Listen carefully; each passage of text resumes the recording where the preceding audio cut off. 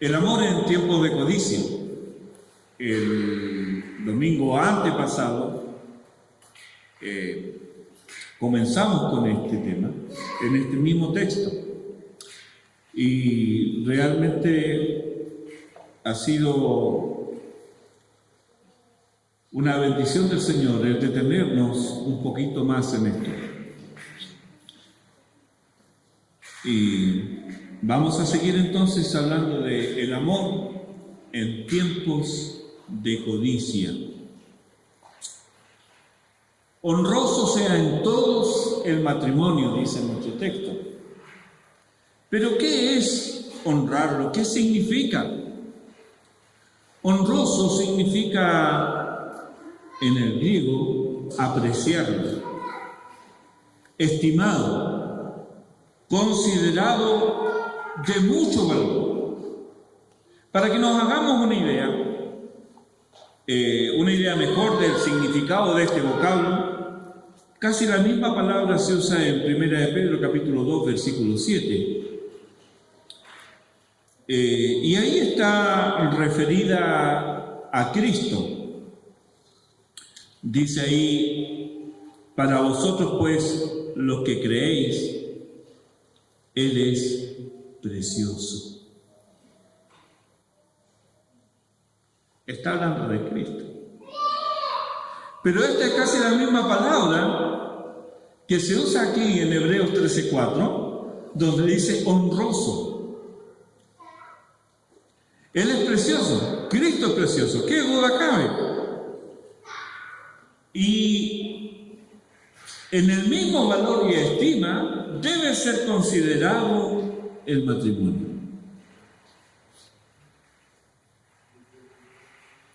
Si eres creyente, para ti entonces Cristo es precioso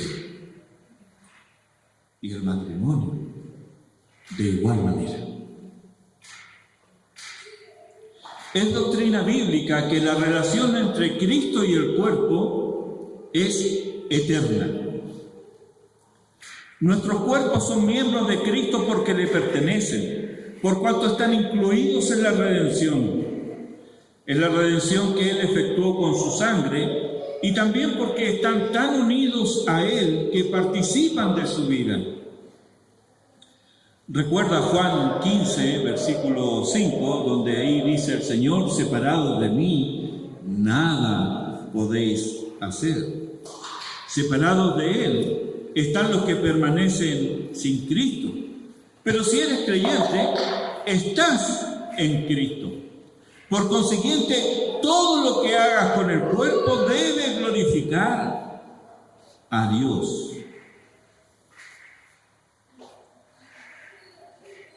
Todo lo que hagas con el cuerpo debe glorificar a Dios, puesto que Él es nuestro dueño. No nos pertenecemos a nosotros mismos, le pertenecemos a Dios. Cuando leemos que Él nos compró a precio de sangre, compró todo nuestro ser. No compró solo el alma, compró también nuestros cuerpos. De ahí que Romanos 12:1, lo primero que dice que es, presentad vuestros cuerpos en sacrificio vivo, santo, agradable a Dios, que es vuestro culto racional. Nuestros cuerpos le pertenecen al Señor. Si eres creyente, entonces estamos nosotros en Cristo, Él es nuestro dueño. Cristo usa nuestros cuerpos físicos para promover el Evangelio. ¿Verdad? Es así, ¿no? Cristo usa nuestros cuerpos para promover el Evangelio y también para nutrir su comunión con nosotros. Nosotros tenemos comunión con Cristo, pero no es una comunión etérea. No. Usamos nuestros cuerpos en el sentido de que leemos, en el sentido de que reflexionamos, en el sentido de que pensamos, meditamos, recordamos, todas cosas que hacemos con nuestros cuerpos. Ahora bien, en ese sentido, lo que hacemos con nuestras manos y con nuestros pies Es como si Cristo mismo lo hiciera. ¡Qué bendición para el mundo, hermanos! ¡Qué bendición para el pueblo de Dios! Cuando éste entiende que su razón de ser es obedecer las indicaciones de Cristo, las buenas obras, porque Él es nuestra cabeza y nosotros somos sus manos, sus pies, su boca. Cristo obra por nuestras manos. Él se expresa por nuestras bocas. Siendo esto así, ¿no es repulsivo entonces hacer con nuestro cuerpo algo indigno de Él? Honroso sea en todos el matrimonio. No solo entre los casados, que deben tener su unión conyugal como cosa santa, sino que también quienes no están casados deben honrar el matrimonio ajeno y también sus propios cuerpos. Dijimos anteriormente que el cristianismo irrumpió en una cultura que se desintegraba hace 2 domingos atrás. La corrupción moral era tal que la vida licenciosa casi no tenía reparos. La prostitución y la fornicación no tenía sanción social y el adulterio solo era condenable si era cometido por la mujer. Hombres y mujeres, jóvenes y viejos y hasta niños participaban en actividades que hoy en el siglo XXI la sociedad moderna calla y no publicita en un esfuerzo vano por aparentar corrección moral. Demóstenes, por ejemplo, un famoso orador ateniense del siglo IV a.C., él dice en uno de sus discursos: usamos las rameras para el placer, las concubinas para el concubinato diario, pero la esposa para tener hijos legítimos y para tener un guardián confiable de nuestra propiedad doméstica. Y no creas que los hijos se consideraban fruto del amor. Se practicaba el infanticidio, no solo de los niños que nacían con malformaciones o enfermos, sino que dependía de qué era lo que querían los padres. ¿Quieres un niño? Bueno, pero si es niña, abandónala. No hay problema. Algunos la mataban nomás nacer. Otros la dejaban abandonadas en zonas apartadas donde animales de rapiña daban cuenta de sus cuerpecitos. Los romanos llegaron a tener un lugar donde los abandonaban y cualquiera podía ir y podía criar a esos niños para esclavizarlos o para hacer de él o ella algo mucho peor.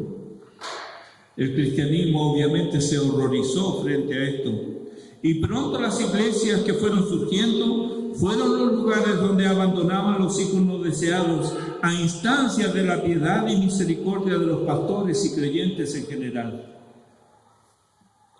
Como la práctica sexual licenciosa y generalizada amenazaba la institución del matrimonio, Augusto César, el mismo del edicto de que aparece ahí en Lucas capítulo 2, promulgó en el año 18 a.C.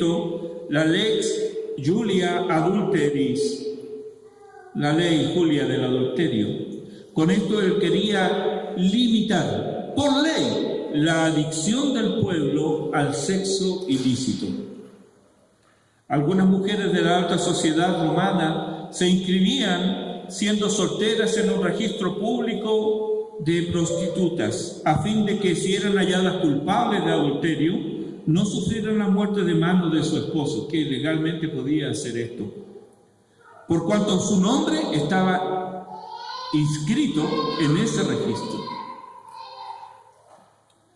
A esta corrupción moral se añadía otro problema social para el cristianismo. Nos cuenta MacArthur en su libro El dilema del divorcio que bajo la ley romana habían 4 tipos de matrimonios. El primero se llamaba contubernium. Literalmente significa compañeros de carpa. los dueños de esclavos alentaban esta conducta, pues era un negocio lucrativo para ellos, porque los hijos que nacían de esas relaciones no les pertenecían a sus padres, que eran esclavos, sino que les pertenecían al amo. Y el amo así no solamente podía disponer, vender a los padres en el momento que ellos quisieran, sino que también podía vender a los pequeñitos. Entonces era una manera de hacer dinero. Ellos alentaban esa conducta. En el Nuevo Testamento se mencionan varios esclavos. Cuando usted lee, por ejemplo, el hermano Tercio aparece en un versículo ahí en el capítulo 16 de Romanos. Dice: yo, Tercio, escribí la epístola. Pablo no la escribió, la escribió Tercio. Pero claro, Pablo se la dictó. Pero Tercio ese es un nombre de esclavo. Y normalmente lo que significaba es que era el tercer esclavo que había llegado a esa casa. Por ahí en Corintio aparece el hermano Cuarto. Son nombres de esclavos. En las iglesias primitivas había quienes habían vivido en ese tipo de relación. La esclavitud hoy es rara en el mundo, pero todavía se da en aquellos lugares donde se rechaza el cristianismo.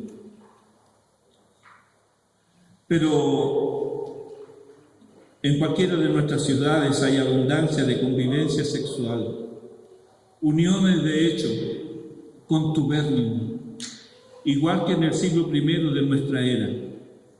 Uniones cuyo único compromiso es el presente. Según datos del Instituto Nacional de Estadísticas, entre 1993 y el 2005, los matrimonios celebrados en Chile por cada 1.000 habitantes presentaron una caída consistente. De 6,7 cayeron a 3,3 y hasta el 2018 se mantuvo con un máximo de 3,8 en el 2011, bajando nuevamente a 3,3 en 2017 y 3,4 en 2018. El resultado directo de la baja nupcialidad ha sido el aumento de los hijos nacidos fuera del matrimonio, llegando a ser 3 veces mayor que dentro del matrimonio. La tendencia es a una baja sostenida entre el 2003 y el 2018. ¿Qué nos dice esto? Que en nuestro país el matrimonio está siendo reemplazado por uniones de hecho. Y los estudiosos del tema, no los cristianos, los estudiosos del tema, sociólogos, ellos concluyen que esto trae consecuencias negativas, derivadas de la inestabilidad de las parejas y la privación de los bienes sociales que una familia estable aporta a los hijos. ¿Qué diremos de los niños criados así? ¿Es casualidad que coinciden con inadaptados sociales, llenos de rabia y violencia, sin norte en la vida, vacíos y sin esperanza? ¿Crees que exagero? Te animo a visitar las cárceles y a oír las historias familiares de la gran mayoría de los que están privados de libertad. No, querido hermano, no exagero. Deshonrar el matrimonio trae consecuencias funestas a la sociedad. Lo comprobaron los romanos en el siglo I. Y luego asistieron incrédulos a su propio colapso como sociedad en el siglo IV. Un segundo tipo de matrimonio se llamaba usus, en el cual se reconocía una pareja que habían vivido juntos durante un año. También tenemos uniones de ese tipo hoy, en la que un hombre vive con una mujer el tiempo suficiente para tener hijos, pero no se han casado legalmente. Quienes llegan así al Evangelio pronto entienden que deben formalizar legalmente su situación y la Iglesia está para animar y apoyar esa decisión. Lamentablemente, en muchas iglesias admiten que sus miembros vivan de esta manera y no son estorbados en absoluto, llegando en algunos casos a posiciones de liderazgo dentro de la misma, cumpliéndose en ello la admonición de nuestro Señor en Lucas 11:35, donde Él dice: mira pues, no suceda que la luz que en ti hay sea tinieblas. Un tercer tipo de matrimonio era el coentio in manum, en el que un padre vendía a su hija a un futuro esposo.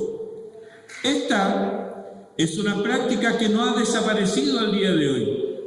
Sigue siendo practicada. Hay padres que siguen vendiendo a sus hijos en muchas regiones de la India, en zonas geográficas dominadas por el Islam y en algunos lugares de África.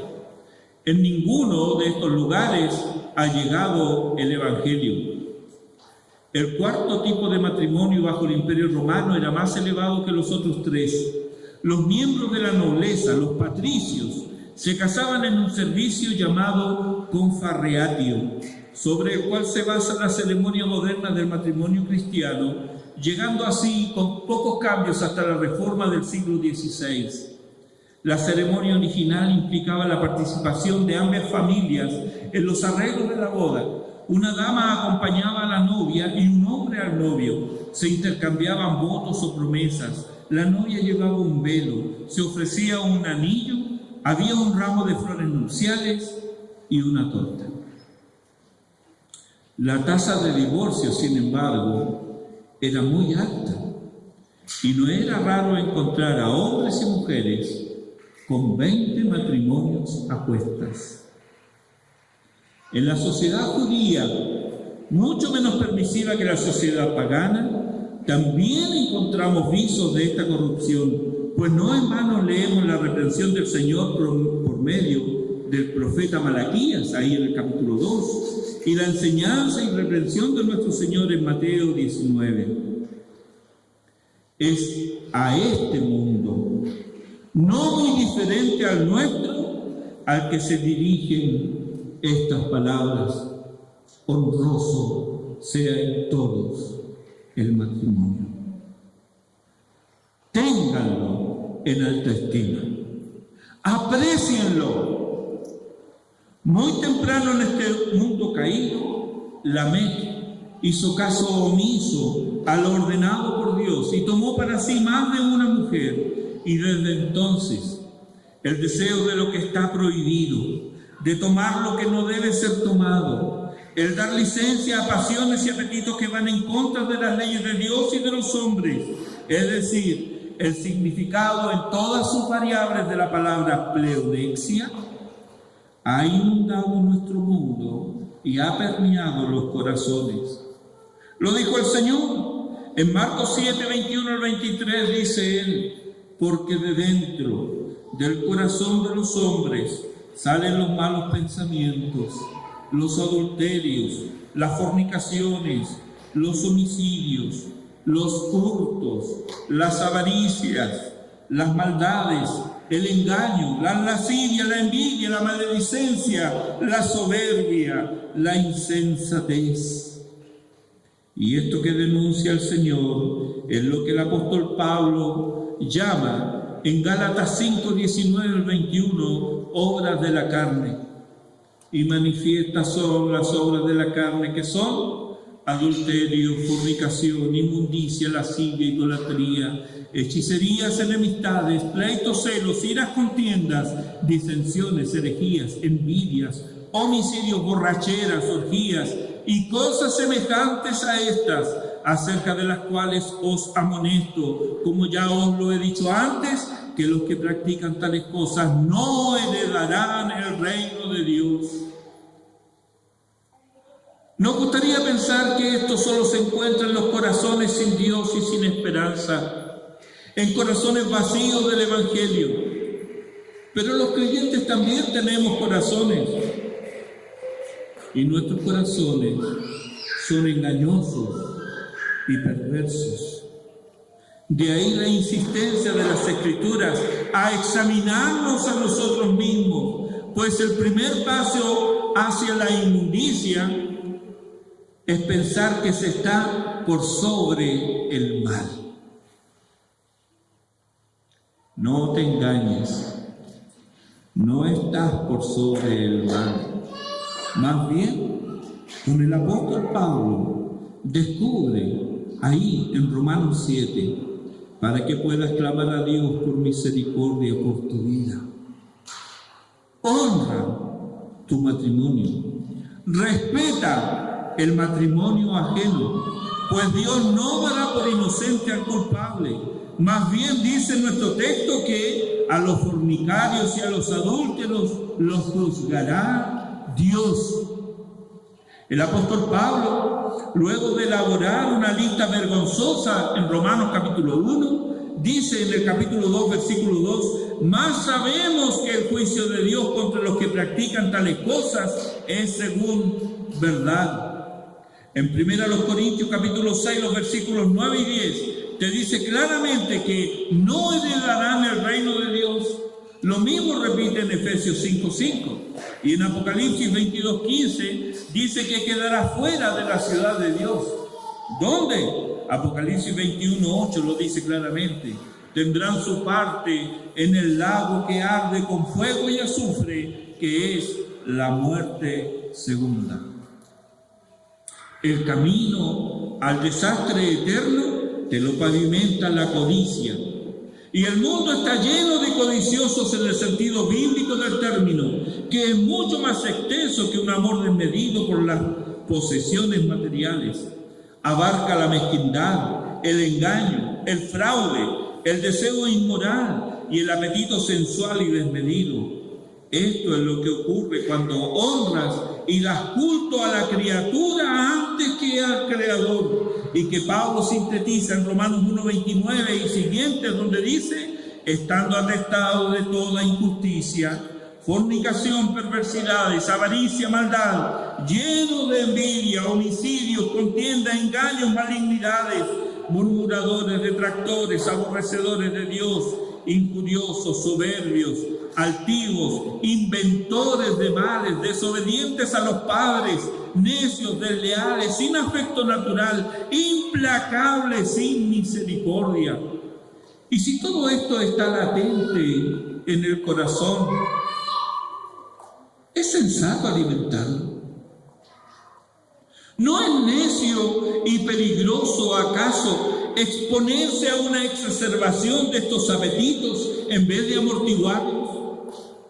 ¿Por qué entonces permanecer impasible frente a la pantalla de diversos tamaños que te entrega en segundos lo que tu mente difícilmente borrará en años y que es abominación a tu santo Dios?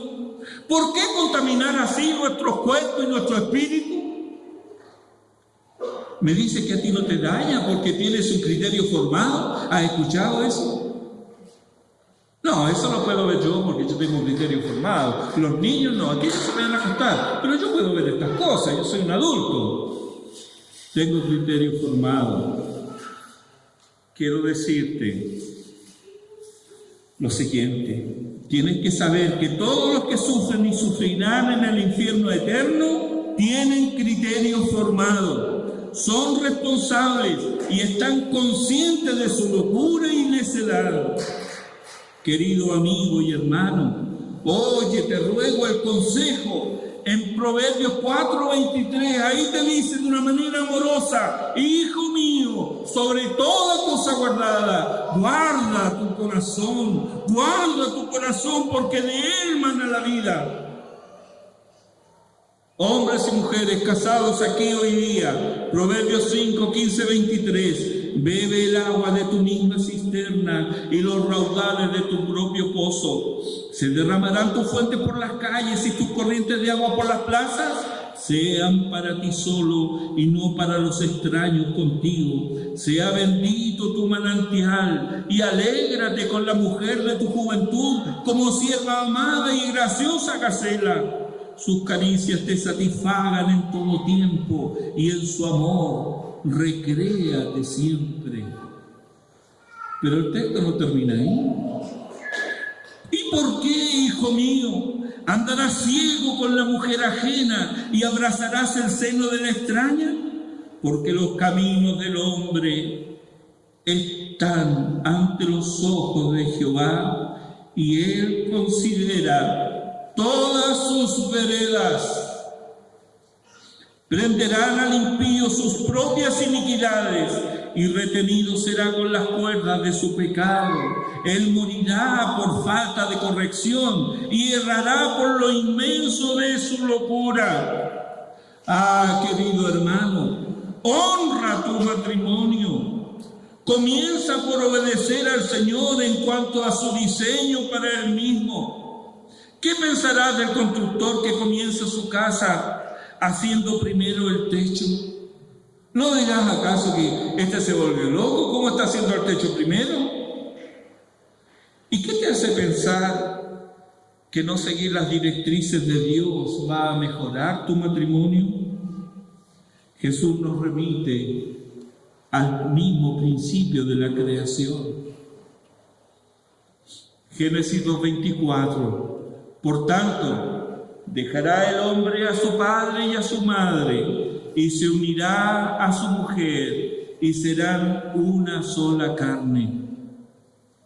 Nota el primer verbo aquí, la primera acción que Dios demanda de los cónyuges: dejar padre y madre. América Latina está llena de opresión e injusticia, pero cada uno de nosotros que somos sus habitantes ha contribuido a esta situación. Sí, los ricos abusan de los pobres, pero también los pobres abusan de los pobres. Porque el problema no son los ricos, el problema es el pecado que abunda en ricos y pobres.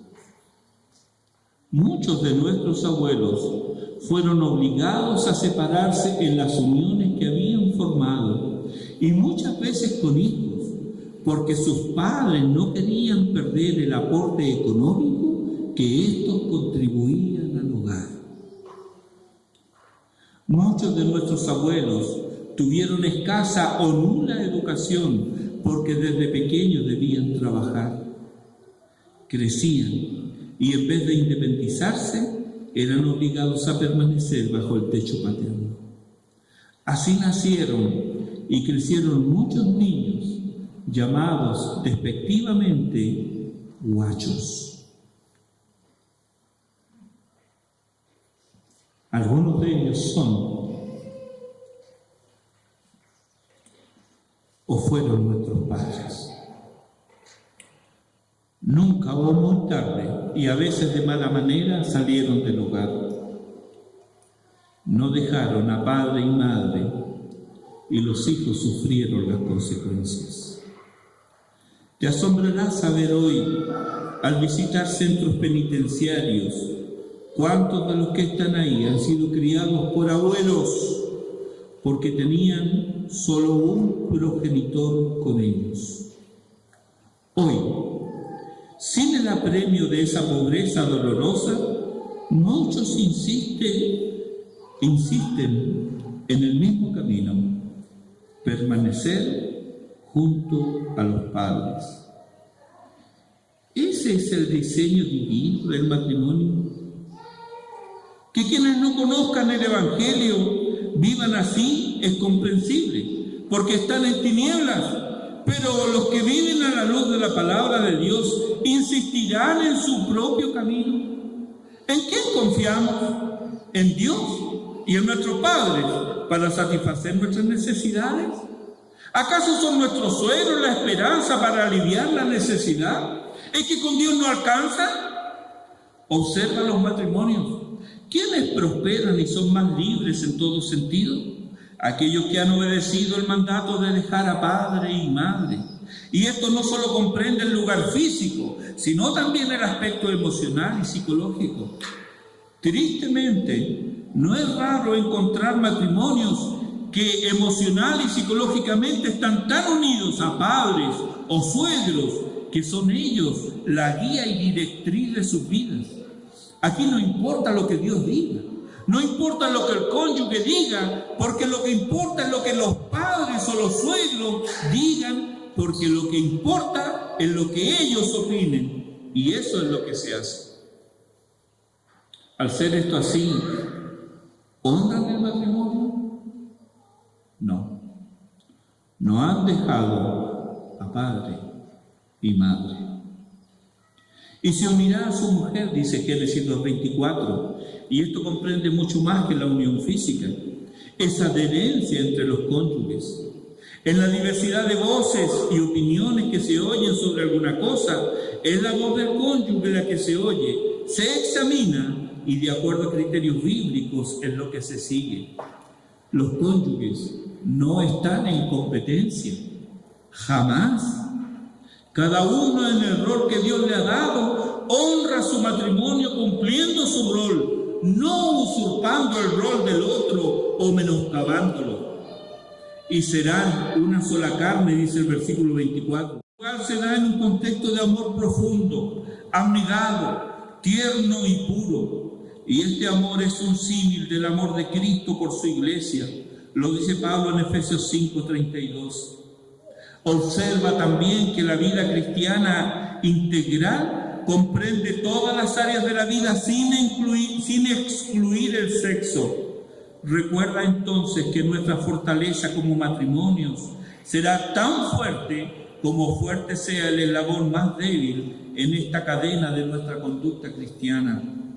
De paso, observa también que 2, no 3, ni 4, ni 5 o más, son una sola carne. 2 serán una sola carne. Aquí implícitamente se condena todo adulterio o promiscuidad.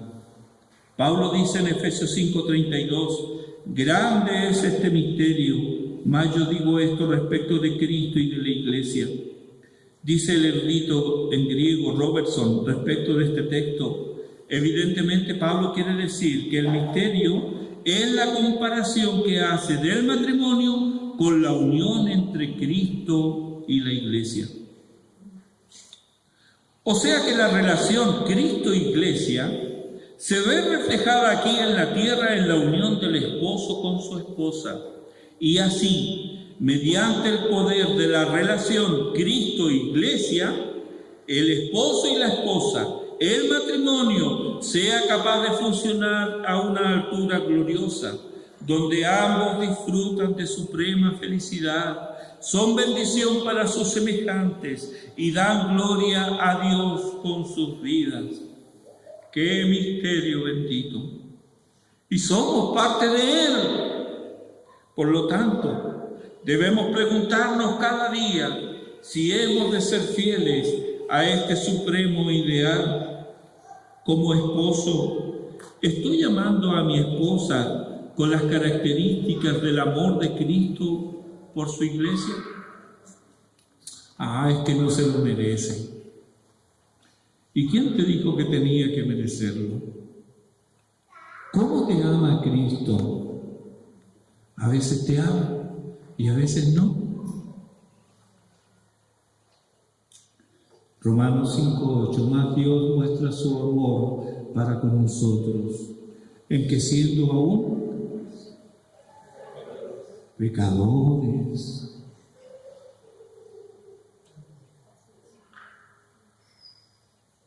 viles pecadores, rebeldes pecadores, porfiados pecadores, tosudos pecadores, pecadores recalcitrantes, Dios nos amó. Cristo murió por nosotros. ¿Ves entonces la relación? Teniendo presente este misterio de Cristo, iglesia, esposo, esposa, la esposa es llamada a respetar a su marido. Efesios 5:33, la mujer respete a su marido. O como dice otra versión, rinda todo respeto a su esposo. La iglesia escucha o debe escuchar con deleite a su esposo. Así escuchamos a Jesucristo, ¿verdad? Cuando Él nos habla, prestamos atención, debiéramos prestarle atención. ¿Cómo te sientes cuando oyes de alguien blasfemar su nombre o denostar su persona? ¿Permaneces impasible? ¿Verdad que no? Pero hay instancias peores. ¿Participas en esas conversaciones profanas y te ríes de lo sagrado? ¿Verdad que no? No lo haces. ¿Y por qué entonces te permites tantas licencias con tu esposo? ¿Acaso la iglesia compite con Cristo? ¿No sería esto una situación ridícula? ¿Por qué entonces, hermanas, compiten con su esposo? ¿Honraremos de verdad nuestros matrimonios cuando los varones tomen el ejemplo de amor de Cristo por su iglesia? Amor que no excluye la amonestación y la corrección, y que con toda piedad santifiquen a sus esposas en la verdad del Evangelio. Honraremos de verdad nuestros matrimonios cuando las damas atiendan a Jesucristo, lo escuchen y lo sigan y viertan esa misma actitud hacia sus esposos. Nuestra meta debe ser que nuestros hijos digan: yo quiero tener un matrimonio como mis padres. Casi no se oye eso en nuestras congregaciones. Es culpa nuestra. Es culpa nuestra. Así como todo padre debe desear de que su hijo alguna vez le pudiera decir o pudiera escucharlo: yo quiero ser como mi papá. O que una niña diga: yo quiero ser como mi mamá. Qué orgullo, ¿verdad? Qué alegría, porque nos sentimos en parte que, siendo personas miserables como somos, llenas de pecado, pero rescatados por el Evangelio, algo ha hecho en nuestras vidas. Quiero decirte que estamos en deuda con nuestros matrimonios. Debemos clamar y gemir y rogar y pedir para que nuestros hijos también puedan decir: yo quiero que mi matrimonio sea como el de mis padres.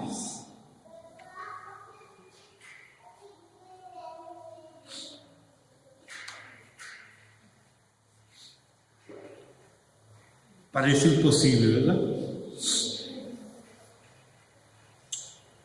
Y lo es si lo hacemos en nuestras fuerzas. Pero nada es imposible para Dios. Hoy hemos escuchado 4 testimonios de cómo Dios ha obrado de diferentes maneras. Nada es imposible para Dios. Se escucha por doquier la petición: pastor, queremos instrucción sobre el matrimonio. Eso sería bueno.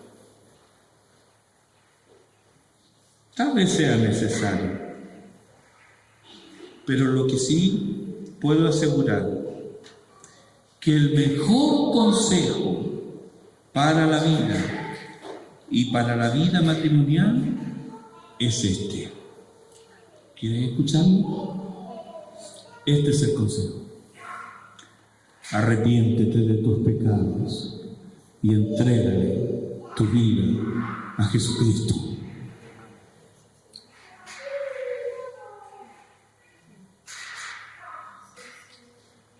¿Necesita escucharlo de nuevo? Yo necesito oírlo todos los días. Todos los días debo arrepentirme de mis pecados y entregarle mi vida a Jesucristo.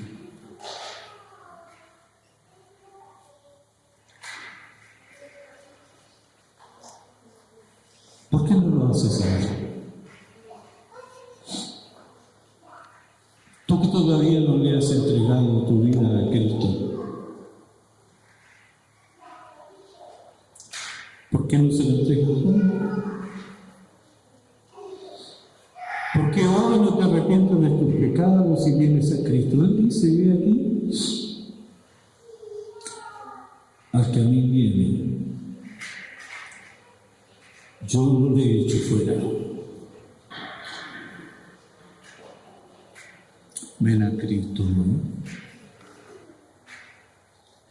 Y conoce la libertad gloriosa de los hijos de Dios y el amor del Padre, que de tal manera te amó que envió a su Hijo a morir en la cruz de Calvario por ti. Oremos.